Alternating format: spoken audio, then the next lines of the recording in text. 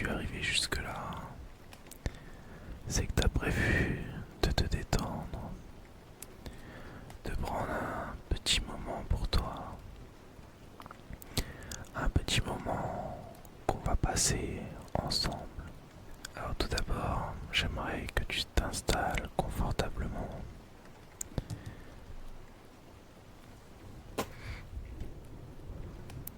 et que tu prennes un instant pour toi-même. Maintenant que c'est fait, ferme les yeux doucement, doucement, doucement. Et je vais te raconter une petite histoire. Une histoire qui est la mienne. Qui suis-je? Pourquoi je suis actuellement là? Pourquoi je suis en train d'essayer de te détendre? De te détendre, détendre, détendre. Alors tout d'abord, moi c'est Edouard. Je débute l'ASMR depuis environ 2 mois aujourd'hui, je dirais. J'ai été conseillé par Roro ASMR qui m'a donné plein de conseils. Mais avant de faire de l'ASMR, qu'est-ce que je faisais? Eh bien, avant de faire de l'ASMR, j'ai fait bien évidemment des études. Donc comme tout le monde, j'ai été en primaire, ensuite le collège où j'ai fait des rencontres exceptionnelles. Si jamais vous passez sur cette vidéo, vous vous reconnaîtrez. Après le collège, j'ai fait une seconde plutôt compliquée, car j'étais pas forcément très bon dans les domaines qu'il m'aurait fallu, car à la base je rêvais d'être kiné. Je devais être bon en mathématiques et en SVT. Malheureusement, les mathématiques ont péché. Et après, je me suis réorienté dans la physique-chimie. Quelque chose qui me plaisait pas mal, puisque on apprenait plein de choses et en plus de ça, on passait de la théorie à la pratique. Alors c'est vrai que c'est quelque chose qui m'a très vite plu. Et avec mon meilleur ami, on s'est retrouvés donc dans la même école, enfin le même lycée. 2 années exceptionnelles. On a fait de belles rencontres. Mais surtout, on a pu apprendre plein de choses. Plein de choses. Ces 2 années ont été pour moi une idée de ce que je voulais peut-être faire, c'est-à-dire potentiellement travailler dans un labo ou en tout cas me rapprocher de la science. Donc vient les études supérieures. Il faut savoir que j'ai fait une petite phobie scolaire pendant l'année de terminale et je me suis remis en question beaucoup. Et à cette époque, je me rappelais que effectivement, j'ai toujours aimé faire des vidéos, faire du montage, ça me plaisait pas mal quand même aussi. Donc je m'étais inscrit à des écoles de montage, en fait plus pour apprendre un peu à comment m'améliorer, comment produire. En gros, une école qui aurait pu me permettre aujourd'hui de faire des superbes vidéos. Et à côté de ça, je me suis inscrit à une école que je pensais plutôt agronomique, toujours dans ce qui est chimie du sol, quelque chose qui m'a toujours plutôt intéressé. Donc je me retrouve à ne pas avoir le choix. C'est-à-dire que vu que j'ai fait une école de physique-chimie, j'ai été pris dans l'alternance du coup en physique-chimie. Et c'était plutôt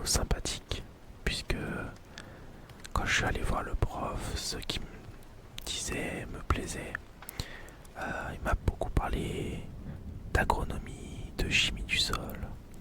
Je me suis dit, mais ça va être tellement intéressant. Et du coup, pour ceux qui se demandent, effectivement, les écoles de montage et vidéo, je n'ai pas été pris. Bon, je m'y attendais, donc c'était pas trop grave. Et donc, après avoir fait ça, je suis donc allé dans mon école d'agronomie, de physique-chimie, il y en avait un petit peu. Mais c'était surtout la chimie du sol, la zootechnie, tout ça, tout ça.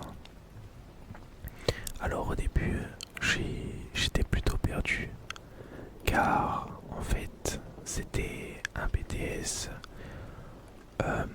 de gestion agricole avec beaucoup d'agronomie. Donc c'est un BTS quand même qui était très cool à faire. Jusque là, je peux pas dire le contraire. J'ai fait des rencontres exceptionnelles également. Pareil, si vous passez sur cette vidéo, vous vous reconnaîtrez. Et donc après toutes ces petites passages, après tout ce petit passage, je me suis dit, c'est cool, mais j'ai loupé 2 fois le BTS.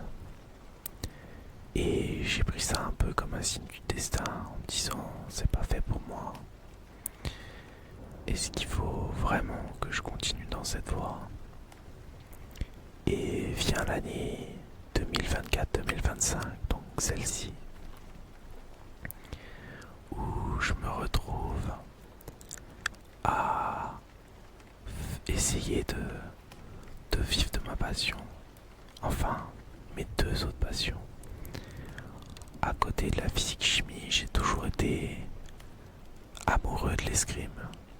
Donc, plus précisément de l'épée. Et j'ai pour objectif de devenir l'un des meilleurs escrimeurs du monde. J'espère y arriver. Pour le moment, j'en suis encore très loin. Mais on lâche pas l'objectif de vue. Et à côté de ça, les streams et les vidéos YouTube. Alors, donc septembre 2024, je me lance.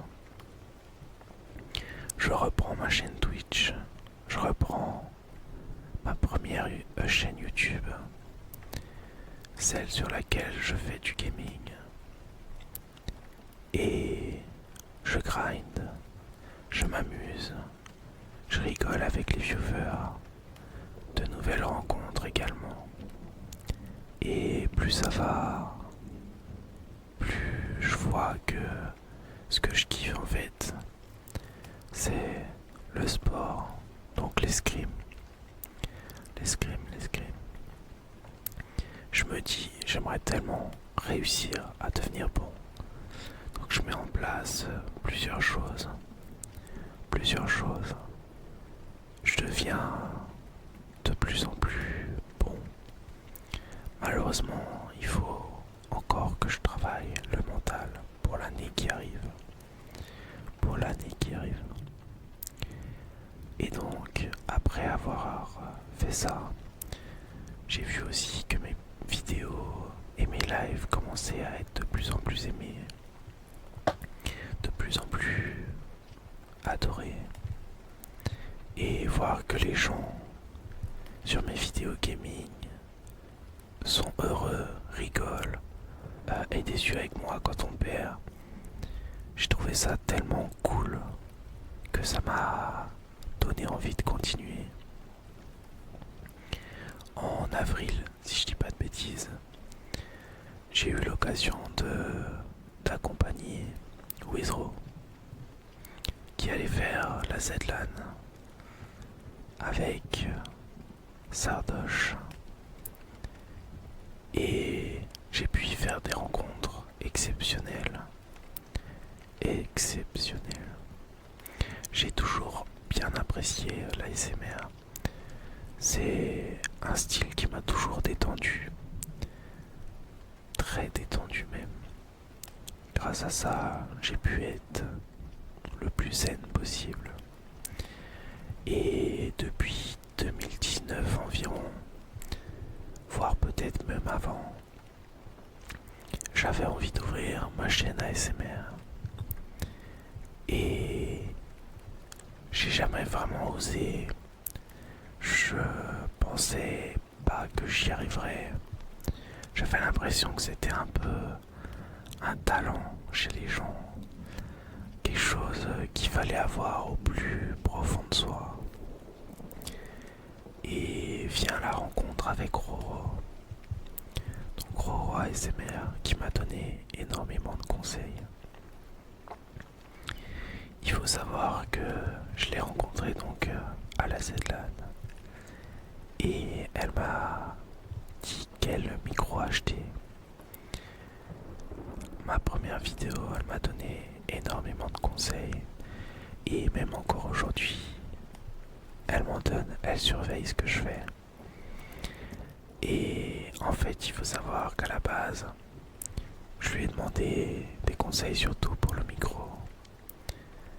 Et savoir comment s'y prendre.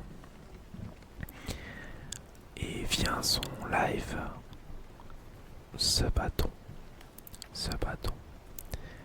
elle m'a permis de m'essayer à l'ASMR sur son live avec les modérateurs du chat.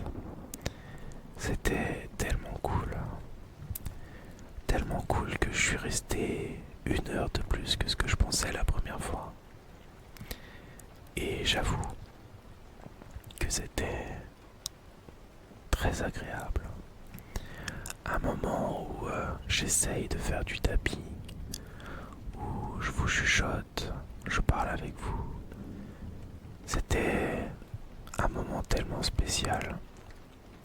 J'avais l'impression d'être sur un nuage. Et le lendemain matin, Roro me dit qu'il faut absolument que j'ouvre ma chaîne, en m'expliquant que c'est vraiment cool et agréable. Donc c'est ce que j'ai fait. Bon, je me suis pas précipité non plus. Je voulais faire ça bien, avoir une DA plutôt cool. Et je me suis entraîné. Finalement, on reste toujours un peu dans le tryhard. Entre tryhard l'escrime, tryhard l'ASMR. Devenir toujours meilleur. Faire toujours des concepts plus agréables les unes des autres. Et donc, depuis ce jour-là, je m'essaye tapping, brushing, tout ça. Et finalement, j'ai l'impression que ça vous plaît de plus en plus. Et moi, ça me fait d'autant plus plaisir. Maintenant, ma question c'est, j'en ai plusieurs. Est-ce que ça vous intéresserait que je vous parle un peu plus de l'escrime? Peut-être vous faire des vidéos tous les mois de comment je m'entraîne, mes compétitions.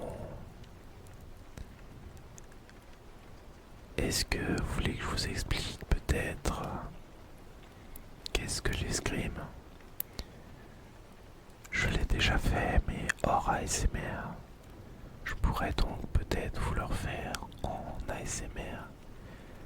Ça vous ferait une vidéo détente tout en apprenant plus sur mon sport.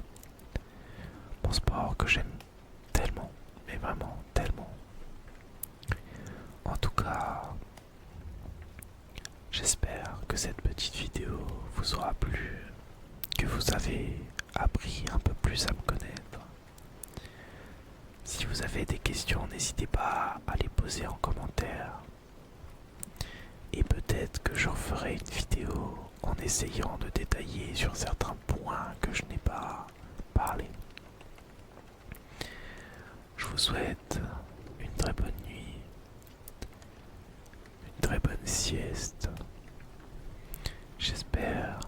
savoir